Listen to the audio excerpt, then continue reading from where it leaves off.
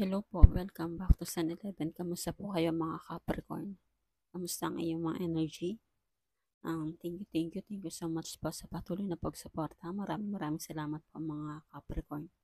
So, hingi tayo ng mensahe para sa inyo Capricorn itong June. General reading ito, pwedeng mag-resonate, pwedeng hindi. Kunin lamang kung ano yung para sa inyo at ang ibang hindi ay ibigay po natin sa iba. So, simulan na natin mga Capricorn. Thank you po sa patuloy na pagsuporta. Maraming salamat po. Sa mga bago, welcome po kayo dito. Thank you so much din po sa pagtangkilik. Thank you po. So, hingi tayo ng mensahe para sa inyo mga Capricorn.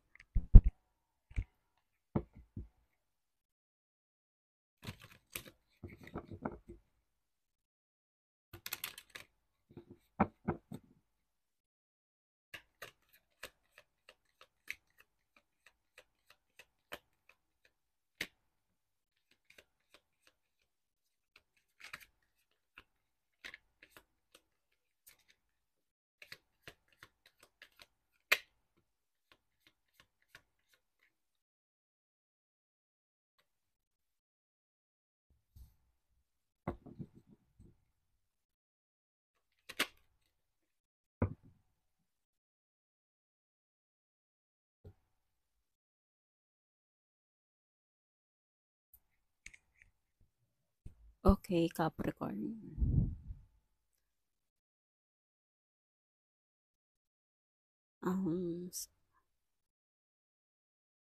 May mga may mga nasimulan ka na dito, no?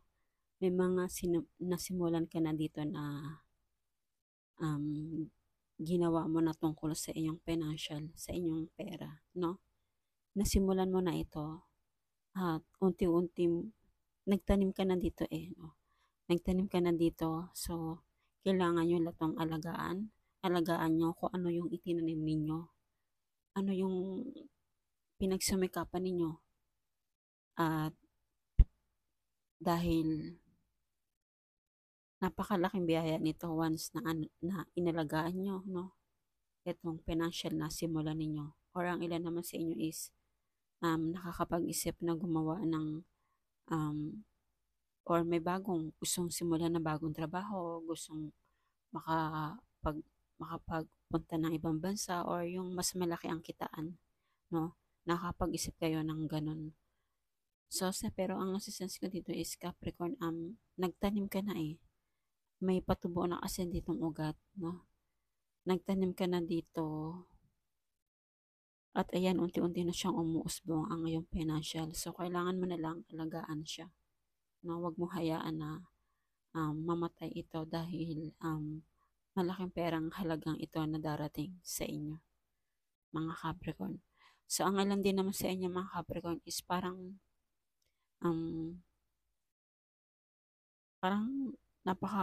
bored mo, napaka boring, no? Parang lagi kang nalulungkot, parang lagi kang malungkot sa sarili mo. Parang hindi mo hindi mo napapansin na may mga opportunity na binibigay sa iyo. Kaya lang parang may hinahanap ka pa dito. Parang mas nangibabaw sa iyo ang pagka-loneliness, no, Capricorn, ang ilan. May in-offer na sa iyo dito pero hindi mo pa napapansin. Hindi mo pinapansin. Or parang nagda-doubt ka sa sarili mo kung paano mo siya gagawin. No? At ang ilan din naman sa inyo ay kung meron na kayo ditong person or meron na kayong boyfriend, girlfriend, nandun yung mahal ka ng person na to, malalim ang pagmamahal niya para sa'yo. Ikaw lang ang laging nasa isip niya. No? Or ang ilan naman ay may mga bagong darating. May mga darating na person na darating sa buhay mo na mag-offer ng pagmamahal para sa'yo. No? At andun talaga yung pagiging manifestation mo, no? Marami kang minamanifest tungkol sa iyong financial. You are manifestor, no? Marami kang marami kang mga plano, no? Tungkol marami kang mga plano dito, Capricorn. Parang gumagamit ka rin dito ng tubig for manifestation, no? Parang humihiling ka sa tubig na gusto mong ma-achieve, no? Gusto mong ma-achieve yung mga bagay-bagay na pinapangarap mo, no? So, ano pa message sa inyo mga Capricorn?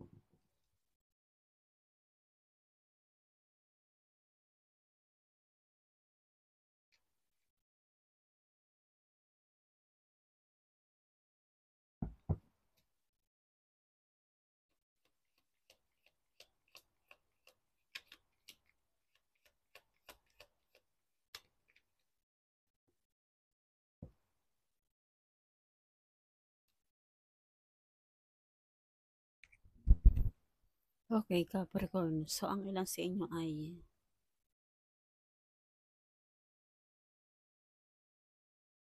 siguro ang ilan sa inyo kaya nakakaramdam ka ng parang boring ka sa sarili mo, no? Parang ayaw, meron person dito na gusto lagi kang ganyan, gusto lagi kang tahimik, gusto lagi kang boring, gusto, gusto, gusto ng person ito na hindi ka makakilo, hindi mo magawa yung mga bagay na gusto mong ma-achieve or matupad. Parang gusto ng person ito na lagi ka lang nagmumukmok sa isang tabi. Oh, ganun ang nasa-sense ko. Parang may mga betrayal, no? Parang may mga betrayal na nangyayari. Kaya talagang napakaano mo dito. Lagi kang malungkot, lagi kang boring. Ang paglabanan niyo po itong mga Capricorn kasi hindi, kasi may offer na sa'yo eh. May offer na sa'yo dito Capricorn. Kaya lang, parang hindi mo napapansin yung mga opportunity na binibigay sa'yo. Kasi nga nakapokus ka lang dito sa parang loneliness ka. So, ang gawin niyo po dito is magpatugtog kayo ng mga magagandang tugtog. Tapos, manalangin, no, ng mga negative, ay no, sorry, manalangin ng mga positive, no, positive lagi.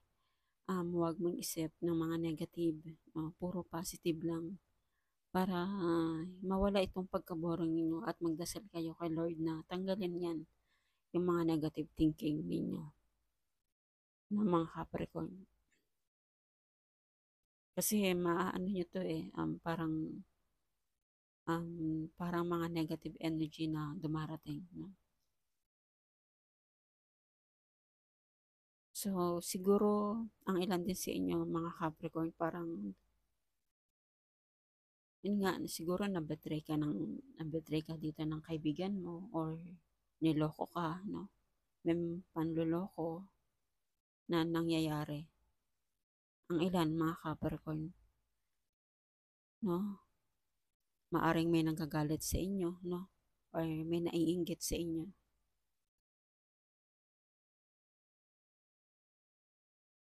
So, ang ilan din sa inyo, mga Capricorn, is alagaan yung sarili ninyo, no? Alagaan yung sarili ninyo. Kasi baka magkasakit kayo dito, sobrang pag-iisip ninyo, lalong-lalo na sa pera, no? Masyado kayong, ano, ang lagi kayo nag-iisip tungkol sa inyong financial. So, bawasan, no? Bawasan ng pag-iisip. Kasi baka magkaroon kayo ng anxiety, no? At, yan nga, dahil sa nagmamanifest ka dito, no? You are a manifestor. So, marami kang mga minamanifest. Nagmamanifest ka ng bahay, gusto mong makabili ng bahay, gusto mong makabili ng lupa, no? At gusto mong matayuan ito. At nagmamanifest ka rin ng mga investment mo na magkaroon ka ng investment, magkaroon ka ng sasakyan, magkaroon ka ng negosyo, magkaroon ka ng bahay, lupa. Yan ang mga minamanifest mo, mga Capricorn. No? So, ano pa message sa inyo, mga Capricorn?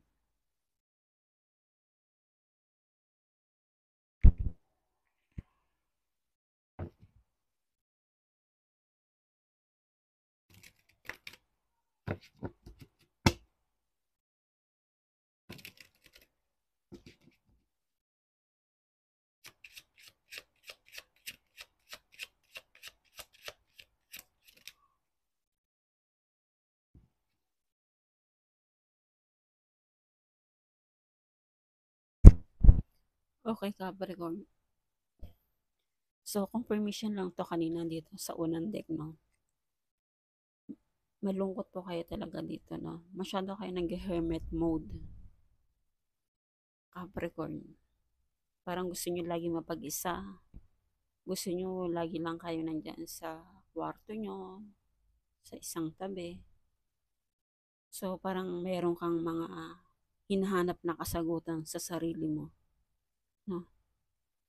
Nagsa-searching ka sa sarili mo, no? Parang meron kang gustong nagkaroon ng kasagutan, no?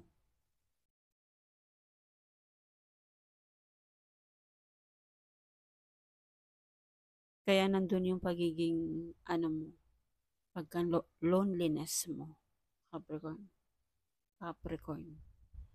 So, iwasan nyo po ito yung pagiging loneliness ninyo kasi marami kang minamanifest, no?